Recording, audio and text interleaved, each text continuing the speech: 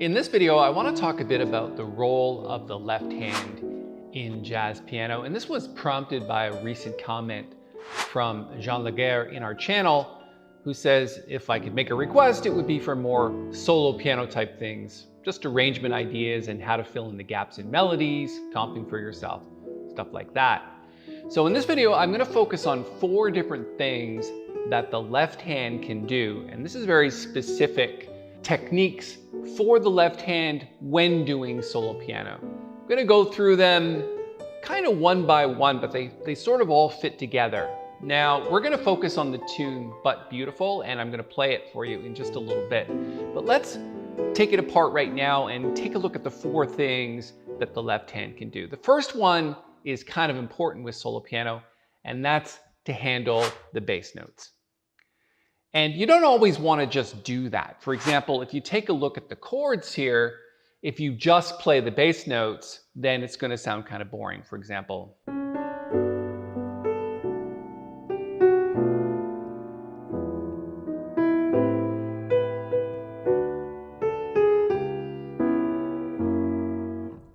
it sounds okay, but it's not everything when it comes to solo jazz piano. So yes, cover the bass notes when necessary, and you don't always have to hit them on the beat. So for example, in this first bar, I reharmonized it a little bit and stuck in a C7 sharp 11 chord, and I did the same thing over here with a D7 sharp 11 chord, kind of making 2 5s out of that. So notice I plunked the leading tones down first and then played the bass note.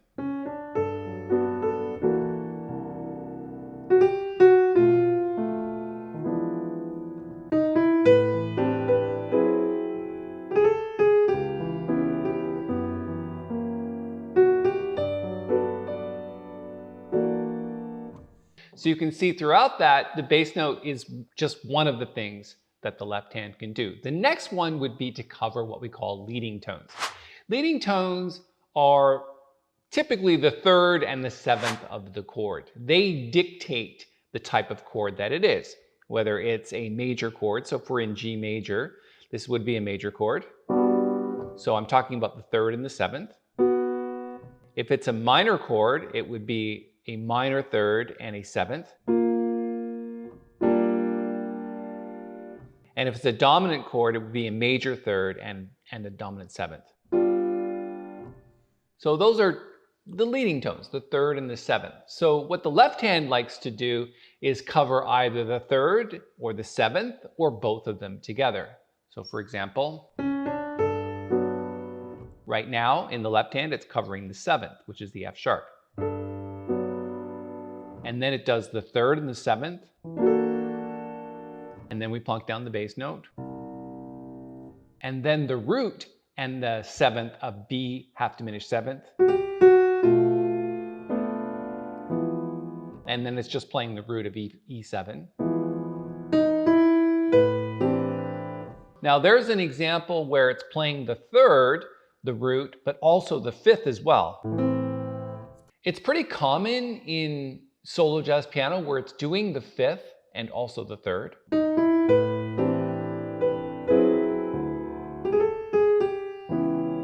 And there it's doing the root and the 3rd again. And it's keeping that 3rd down to become the 7th of the next chord and then playing the root, which is the F sharp 7. Now there's an example where it's playing the root here on the G major 7th. Let's go here and then F sharp and then B natural. Okay. Kind of hard to reach if you've got little hands, but try to make it.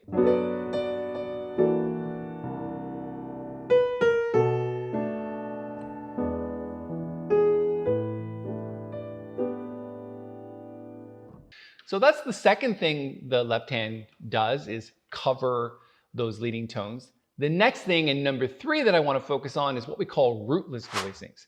Now, when I mean rootless voicings, I mean playing a voicing without the root. Now you can plunk the root down after, or you can leave it out altogether. So for example, if I'm doing rootless voicings, it would be something like this.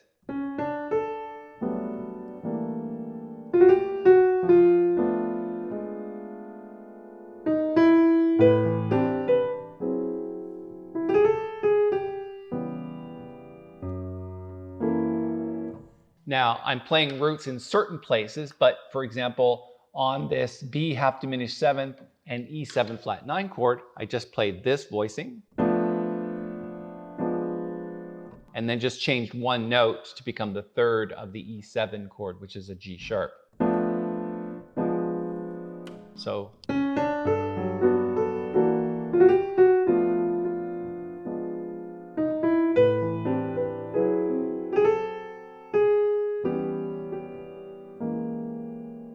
So sticking in rootless voicings once in a while is a good idea. The fourth thing that the left hand is responsible for is rhythm. And that's probably one of the most important things. Now, when it comes to rhythm, I don't necessarily mean, especially when you're playing ballads like this, to play like, those kinds of comping ideas that you would do with a drummer and a bass player. What I do mean, however, is that the beat flows, even if it's slow, and the left hand would play on 1 and 3 typically to catch the notes as they move forward in the tune.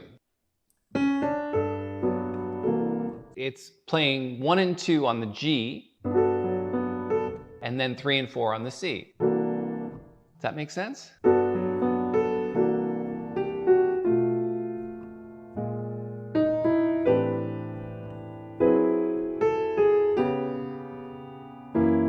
So I'm exaggerating a little bit there, but basically playing on 1 and then playing on 3 when the chord changes. That's what I mean by rhythm. It keeps that beat going, okay? Now, let me pull back a little bit and play rhythm in the left hand, but not just always on 1 and 3. It could play on 2 and 4 as well.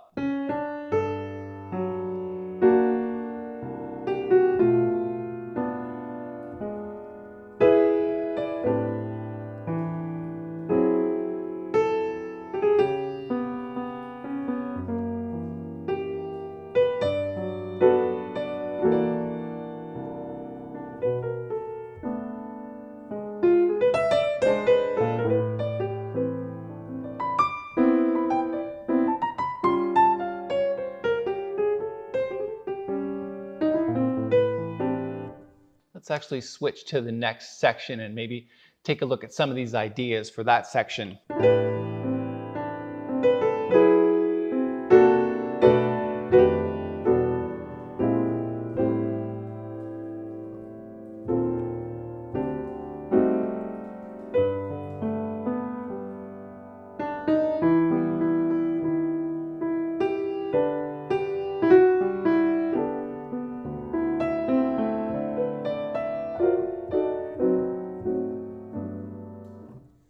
So I would say let's start with the D7 chord here. So there's an example where the left hand is changing chords on the last beat, which is here, and we're doing a C7 sharp 11 chord leading to the B minor 7th. Lovely. And then it's playing leading tones and roots on each of these chords. So let me just write that out and see what that looks like. So first, B minor 7th. So you've got B and A in the left hand. So that's the root in the 7th. And then it's playing, let's reharmonize this to an F7 sharp 11 chord. And play the root, the 7th, and the 3rd. Here, and then the root and the 3rd of E minor. And on the last chord, let's throw in a B flat 7 leading to the A minor. So we've got B flat here, and then A flat. So like this.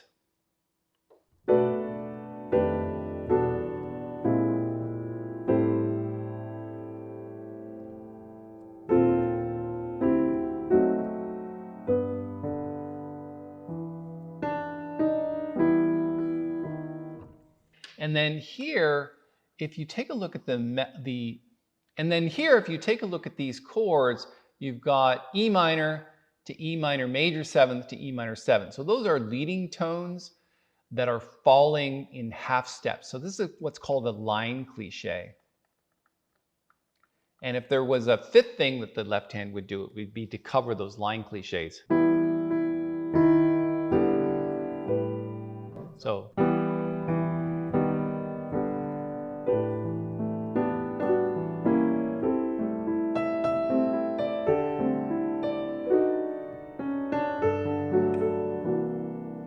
and of course, the left hand can arpeggiate on the root and the leading tones as well, just to kind of fill things in.